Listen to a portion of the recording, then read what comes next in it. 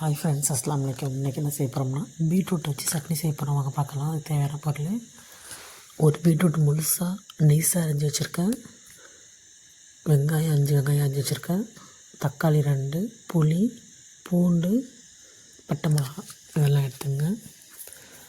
உளுத்தம் பருப்பு நான் கருப்பு வந்து எடுத்துருக்கேன், டேஸ்ட்டாக இருக்கும். கடாயில் எண்ணெய் ஊற்றிட்டு உளுந்து போட்டு உளுந்து செவந்ததுக்கப்புறம் 6 பல்லு பூண்டை போட்டு அதிலே வதக்குங்க. பட்டை மிளகா போடுங்க. இது நல்லா காரம் அதிகம், அதனால் 3 போட்டிருக்கேன். பட்டை மிளகா போட்டு பட்டை மிளகாலாம் வதங்கினதுக்கப்புறம் வெங்காயம் தக்காளி 2 போடுங்க. வெங்காயம் நல்லா வதங்கினதுக்கப்புறம் தக்காளியை போடுங்க. தக்காளி நல்லா வதங்கினதுக்கப்புறம் புளியை போட்டு உப்பு போடுங்க.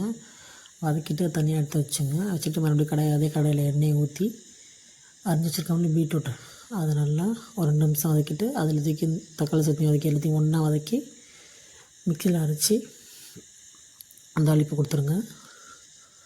சூப்பராக இருக்குது. ட்ரை பண்ணி பார்த்தா நல்லாயிருக்கு. நீங்களும் ட்ரை பண்ணி பார்த்துட்டு எப்படி இருக்குன்னு கமெண்டில் சொல்லுங்கள். நீங்களும் ட்ரை பண்ணி பாருங்கள்.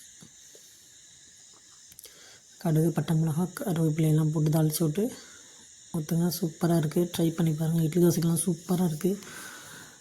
பீட்ரூட் மாதிரியே தெரியாது. சட்னி அரைச்சி சாப்பிட்டு பாருங்கள். பார்த்துட்டு எப்படி இருக்குன்னு கமெண்ட் பண்ணுங்கள். ட்ரை பண்ணி பார்த்துட்டு சொல்லுங்கள். இந்த வீடியோ பிடிச்சிருந்தா லைக் பண்ணுங்கள், கமெண்ட் பண்ணுங்கள், ஷேர் பண்ணுங்கள்.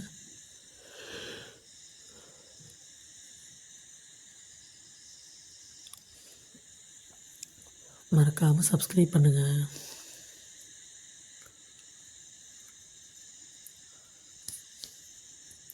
அஸ்ஸலாமு அலைக்கும்.